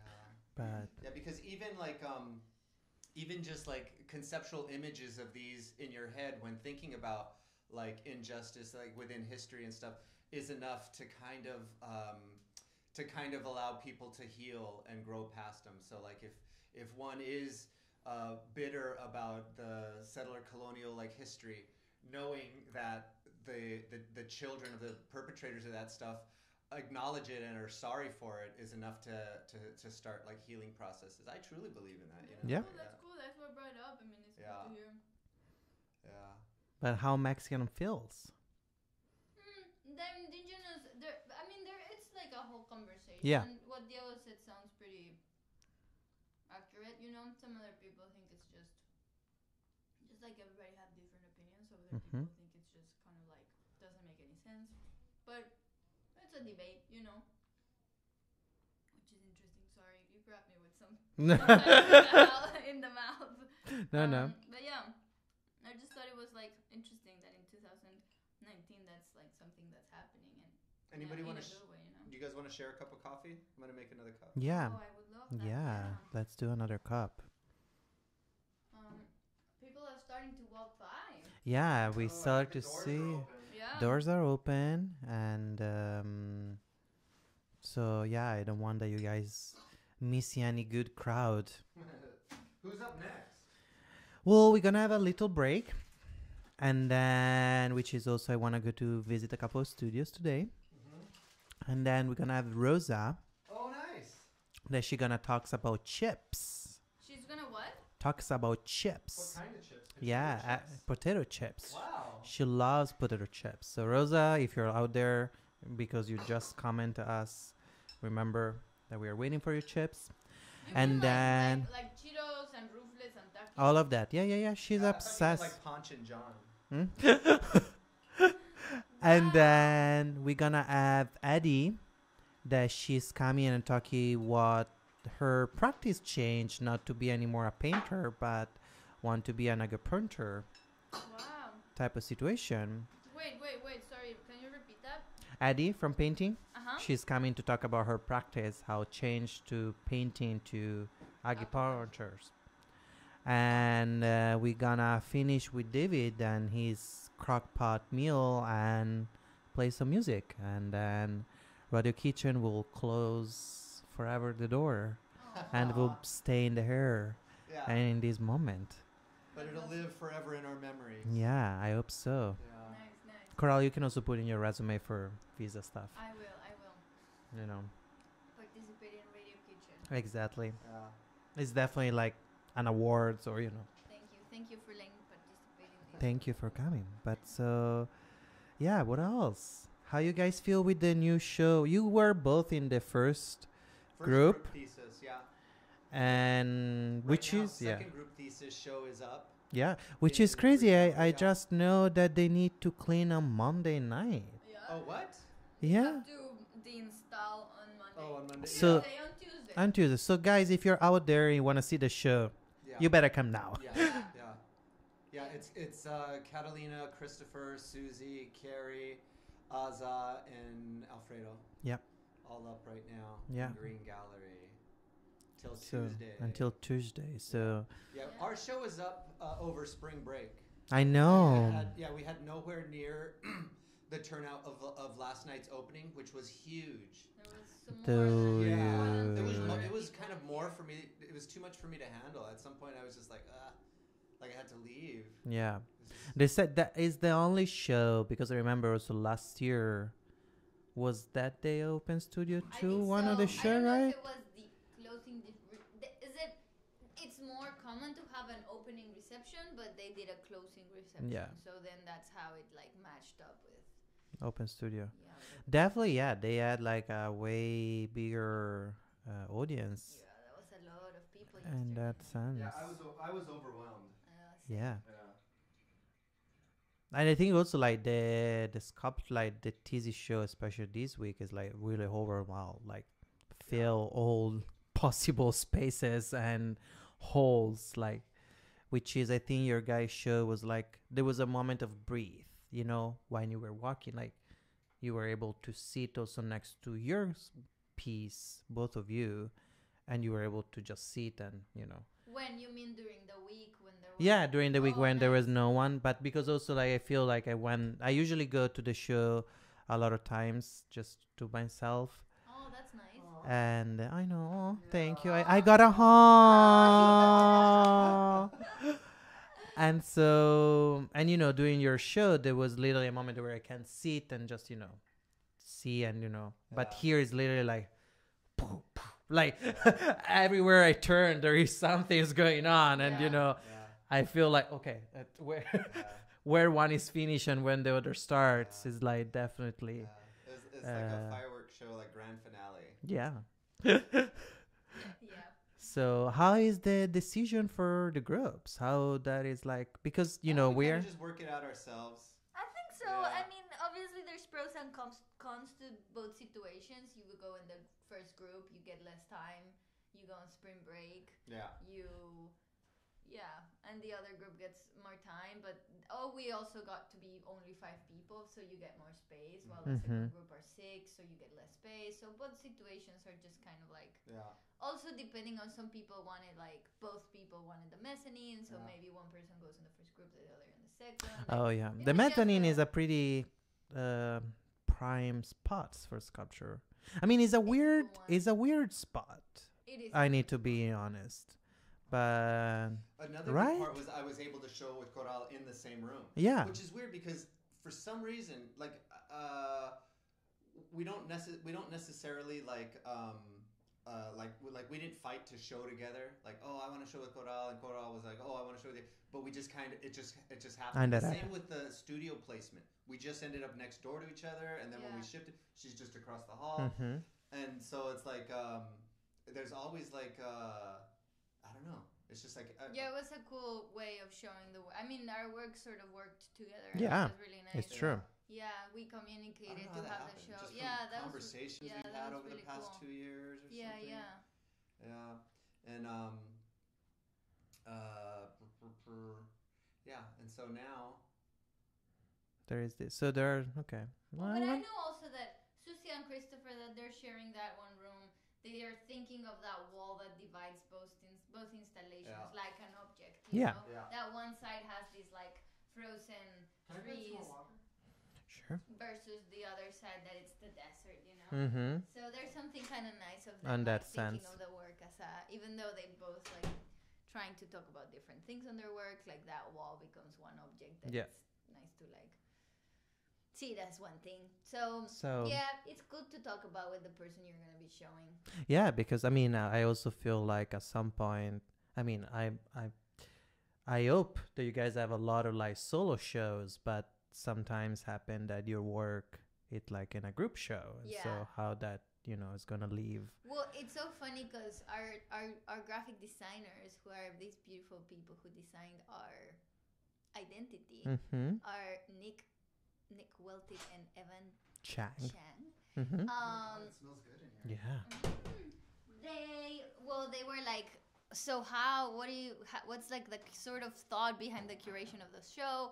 And there's not really any curation. I mean, I gave a tour to some young Guggenheim collectors that came, and they were asking like, what's the premise of putting this show together? And I think it's more of just a graduate thesis show, right? Like, it's not really any thought behind whatever we're like. It's not. Which is weird because you have to come up with a theme. Yeah, I mean, how do you Yeah. come with a common title? How do you come with like an identity that joins with everything? such a diverse group of people. With such a diverse group of people. So I don't know. I guess like we have been like it's been an interesting journey for our designers So to try to make an identity that makes sense. Which I think they did a pretty good job, and it's been cool. But the whole thing is thought about as if separate groups in separate rooms, as if there are like 5 different shows going on in the gallery.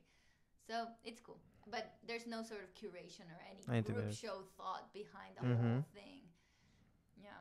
And how was working with the graphic designers? It was good. Yeah, it was They've good. been really cool. Yeah. Now we're gonna try to do a publication that we've been collaborating with the History of Art department. Yeah. Oh. They're writing some stuff about our work. We're meeting with them. We got paired up with one art historian. Okay. Everyone got one artist. Everybody got one. Yeah. We've talked. We had studio visits with them. They like met with they saw our work. We chat about our work, and they wrote some essays about it, and then we're gonna put those essays in the book. And Nick and Evan are gonna Design the book. and design the book, and then we're just That is gonna nice. we have Yeah. Canthi has been the De main facto, the main documentator of the Yeah. whole thesis sculpture shows. She's amazing, but maybe some other people will get some other photographers, and I think it's gonna be a cool project of collaboration. That's good. Yeah, graphic design, Photo, art history, history. sculpture, like And not painting.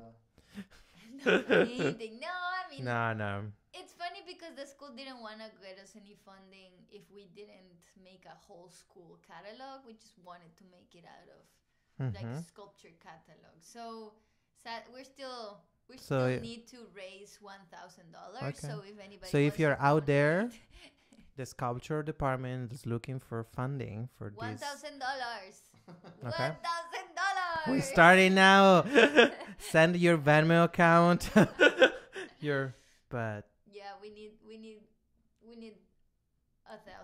for when you aim to do the publication. We want to have it before we graduate, hopefully. Okay. The art historians are pretty much done with their writing, and then the artists, are done with the work. So now it's up for we need to meet up with Nick and Evan and see what they are. Yeah, and they're What they so have in easy. mind. They're so easy to meet with. Like Yeah. they really spend a lot of time listening. Yeah, Nick and Yeah. Evan, if you're listening right now, we Thank send you. some hugs and kisses.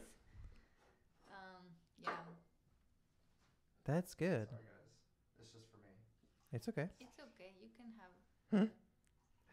And so, I didn't know that also the art historian were involved too. That's why Yeah. also there were a lot of art historian yesterday walk by at the Exactly. show. Yeah, that's very true. I see. Oh my god, I'm making a mess over here. Sorry. Hi. So, do you think that in your life after Yale, this collaboration is gonna keep in your practice, or something that you guys are Which this? like in general, like collaborating with other Well, that's people or that's in what- other practice, and Yeah. like Yeah. Well, Coral and I, because we're across from each other, and because we are like our paths always cross, we're constantly talking. I'm constantly seeing what she's doing, and she's constantly seeing what I'm doing. I have a back surgery coming up, but aside from that, like, Yeah, I told Diego we should open up a shop, like a metal and wood shop, and then charge people to use it. But then someone told me that's such a liability, so maybe not. Right? Maybe another project. There's haters. We'll think of something. We'll see Yeah. something. Yeah, but I don't imagine like an experience like this just coming to an end. It's just continuing. Aw. Even yesterday we had people from our second year Oh yes. came to visit. Yeah. Um, Oh my god, this is the best story. The person who he didn't even graduate last year. He graduated 2 years ago. He received my USB to give my 10-minute presentation when I was interviewing to get into Yale. He came into my studio yesterday. I do not remember his name. This is horrible. But So hopefully he's not listening to us right yes, now. but he gave me 4 bottles of wine for our class. Just like, wow. hey, I just got this wine for you guys. He didn't even get to know us yeah. because he like Yeah. was not. He's Yeah. like our 3rd year. I don't Yeah. know how to say it, but So like he he was the 2nd year of our 2nd years. You know? so Yeah. you never met because your interview here at Yale Yeah. doesn't involve talking to students. No. Yeah, he was the AV. Like he was he had the what's it called? The Yeah, the job of clicking Yeah. through images and JPEGs when you're yeah, it giving was his your work study presentation. job to be the AV director for yeah. our presentations during our interviews. So we didn't get to know him at all. Plus, we're so caught up with the interview that there's so many names to remember that I barely saw his face. And then yesterday he came up to me as well and said, "Diego, it's so good to see you again." And I was like, hello. But all that does is that really like keys me into the idea that when I go back to LA, there's this whole like support group of Yaleys Mm-hmm. that I kind of like suspected was going to be a thing before I even came here because I had met some people in LA that had been here before, but you don't really kind of get to appreciate the depth of something like that Yeah. until like you leave here, because here at Yale everybody goes to Yale, so it's not, there's nothing special about it. But once you go back to LA and it's this more kind of like A community that yeah, keeps more of a being. community, a small community of people who like have this like we've all survived this nearly fatal catastrophe together. We have like this bonding point, and I think Coral even mentioned to me the other day, like we're leaving here with something with like all of this, and I know that I'm fundamentally changed because of this experience, but Coral was talking about like all of this like other like information, like the way we talk about art has like changed, and just because I'm so close to it, like I was having trouble seeing it, and it took a little discussion before I realized. And so like these realizations are like slowly like starting to settle in with me about what life is going to look like after, and then talking with some of the second years from our first year who were here yesterday. I imagine it's going to take me about a year before I settle back into like my, to a studio, to a practice, to teaching. Oh, teaching. I think that's going to happen. Okay. Oh, Teaching.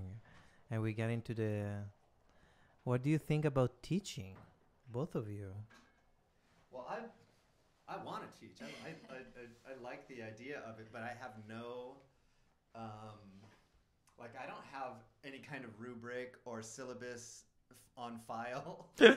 So. I think also, more than I do this program also in the design perspective, like there are 2 type of teaching. One is like really basic on like learning of skills, which is happen with a lot of like mentorship and studio that you have. Another one is like be critical of what you're doing and why you're doing it. So I'm wondering, what is your perspective as a future want to be a teacher? Well, fortunately, I've had a lot of amazing teachers. So there's a lot of amazing models like to go by.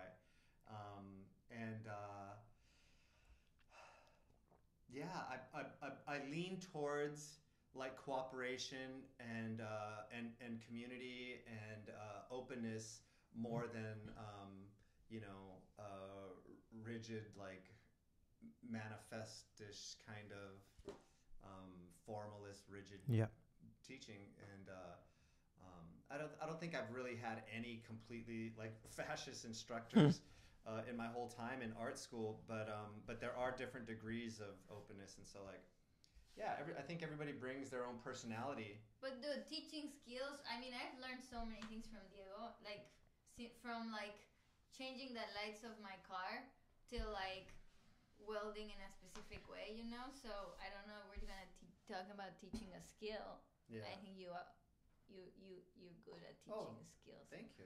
But also Yeah. being critical. I'm not Yeah. saying that, but Yeah. But how about I've learned a lot. would you Will you teach? would you consider teaching Coral? I mean, I would love to. I don't know. I guess I don't believe in myself yet. I don't know if I. Well, you didn't believe to talk for 2 hours on the air, and here we go. See, here we go. Here we go. I don't know. I guess like I look like a 14-year-old girl, and I don't know if someone would take serious whatever I have to offer. But maybe I have to stop thinking of that and just believe in myself a little bit more. But I think you're right. But Yeah. I'm just saying it before you like. Yeah, but I mean, I would like to teach for sure. I am applying to a couple of teaching fellowships and see if that works out. And if it doesn't, it's okay. But yeah. Yeah, I think it's hard to see Yeah. like how much I have to offer until I go back to where it is that I'm applying for work and kind of start applying this fundamental change to the world that I, plugging this new person that I am back into whatever whatever nest that I find myself going back to. Yeah, but Diego and I were chatting. I mean, it's a big part of being an artist to like just teaching could be a big part of your practice, right? And or also like having a job, like it's like in the end like just participating in the whole gallery system as an artist, like kind of accurate today that we're an open studio, so we have like collectors and shit walking around, like maybe some people are not interested in that, like maybe selling your artwork is like not a thing, I make objects that I would never in my head would ever imagine someone would like to buy that, so I never make stuff thinking it would be bought. Well, maybe I should, but I'm just thinking that there's something in my head, like there's something that I just want to keep making work, but I mean have a job. If it's teaching, amazing, but I don't know, I think I was chatting about this yesterday, that like I was chatting about this with Steven and Mayra, that we were talking that sometimes I used to fabricate artwork for other artists, and sometimes like after being 8-9 hours fabricating work for other people, like suddenly I had to go back to my studio, and it was the most exhausting thing. It was like, fuck, I've been standing and like welding all day for these other people, and I want to go to my studio and I have no drops of energy anymore. So when I'm trying to think of like looking for a job to support my practice, I'm thinking of like maybe making Excel sheets or something. But we're making fun because I'm just talking about Excel sheets, like if it's a job I can just do, right? Like, oh, I can go into finance or like be a lawyer. It's something I just have to sit down. But I'm gonna be a photoshopper. But no, I don't know. I guess I think of ways of how would I support my practice without needing to sell my work, or and also without just being in some artist assistant or something that just like kills my drive of creativity. I feel that is also a lot of like applied to design perspective, because you ended up maybe working for other people, and then you for like 9 to 5, and then at night like you need to sit again in front of screen or something, and it's like killing you. But don't designers like have clients? Like, isn't that like meant to eat? I do, but I think also to me that is the main. Like I would like to. Most of the time when you're working for firms, also for some client, people coming to you with already a problem. And which is and they come to actually with a solution already, which is what I ate. I would like to be in the room where the conversation starts, like talking to the people and say, okay, why you need a book? Why cannot be something else? Like why you need this? Like really be in the room on the first stage. And I feel like design is always being seen as a last moment where, okay, I need like some colors, some layout, and they come to you, and which is not to me the most exciting things. Do you feel that, I have been thinking about this, but do you feel that after Yale that you get, and maybe I'm wrong because I don't know how your department works, but after we're like making all these creative work and like making like these posters or like digital design or all of this creative space that you've had for yourself, and suddenly you go back to the real world, you move to New York, you're gonna have to find like a job and like design boring stuff. Like, are you fearful of that, or like? Well, I think to me it also speaks a lot about visa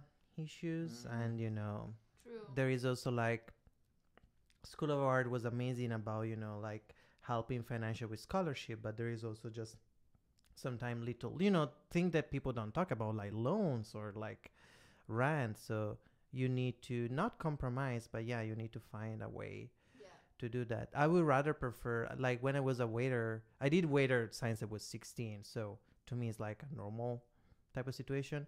And I think make more joy doing that for money than sit in a studio for someone else. And they will tell me, oh, I need this in blue, I need this in yellow. And So it's you like, prefer to be a waiter, and then when you get out of the job, go to your studio yours. slash apartment, And then, and then like do creative work, yeah, rather than work in a corporate studio, Yeah. make a living, and then have like very few time. Oh, Mhm. then, yes. I believe because I think there is way more. I think your job is pretty straightforward, and there is also a lot of like that you can do because a waiter is also the person that sell you the food but talks to the clients, and the ladies, which is usually incorporates you literally like your badge. There is a computer that they give it to you and a task, like make it this in 3 hours, and so that is a lot. But we'll see. It's like definitely New York is like a shark pool in that sense. We're all having, Yeah. you know? But Like, what is this job? Like, teaching seems to still stay in the line of whatever it is that you're interested in. Treat it as research. Treat it as like yeah, passing information that you've learned, and like challenging yourself to challenge other people. You know, but yeah. and definitely like I feel I want to go back in public and working for public institution and public type of like this. Was my first private institution, Okay. and I think I'm kind of done Yes. with that. So we'll see. Yeah. But how you guys? So you teaching like? Do you feel you want to be teaching like, what's it called, like an intellectual place, Yeah, or? I think where I've grown the most is in like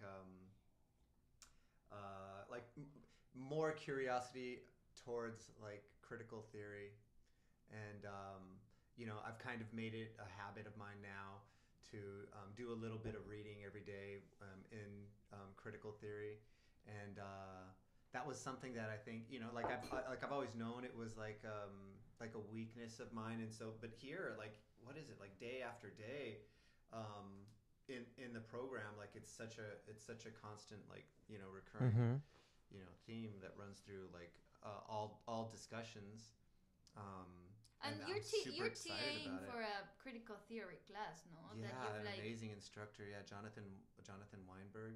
Okay. And yeah, and so like these are like models that I'm excited about. But you know, like going back to like wherever we go, we're going to take these things with us. And so like prior to pursuing the MFA, like my career goal had been to be a high school teacher at LA Unified School District, and so like I'm just really excited about like taking this Ivy League you know, advanced degree back to you know, like where I'm from, like which consists of like underrepresented communities, underserved communities, small suburbs of Los Angeles, like El Monte, parts of Long Beach, East Los Angeles, Northeast Los Angeles, South Central LA, and you know, even though those are like really like inherently challenging, you know, areas to be a member of the community of, they're places that I think I have the most to offer, you know, and so.